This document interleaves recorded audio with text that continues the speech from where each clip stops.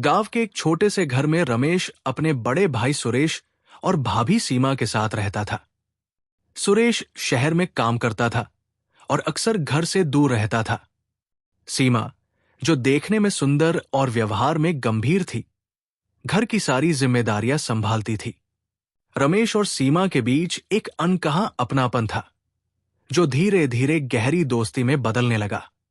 एक दिन बारिश की तेज बौछार के कारण रमेश स्कूल से जल्दी लौट आया। घर में सिर्फ सीमा थी।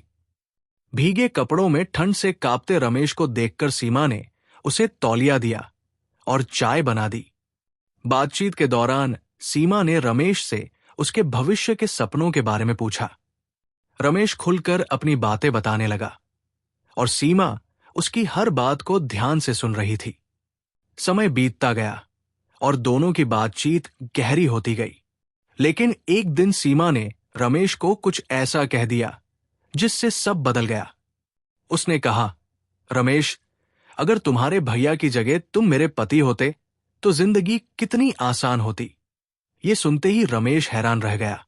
उसे समझ नहीं आया कि भाभी मजाक कर रही है या ये उसकी भावनाओं का इजहार था। रमेश ने अपनी भावनाओं को काबू में रखा और इस विषय पर कुछ नहीं कहा। लेकिन सीमा की बातें उसके मन में बार बार गूंजने लगी। अब वो सीमा से नजरें मिलाने से भी कतराने लगा। वो समझ गया था कि भाभी ने एक अनचाहा रिश्ता बनाने की कोशिश की, जो सही नहीं था। उसने खुद को पढ़ाई में व्यस्त कर लिया और धीरे धीरे दूरी बना ली। भाई के लौटने पर सब कुछ सामान्य लगने लगा। लेकिन रमेश के मन में अब भी वो सवाल घूमता रहा, क्या भाभी ने सच में कुछ गलत किया या ये सिर्फ एक पल की कमजोरी थी।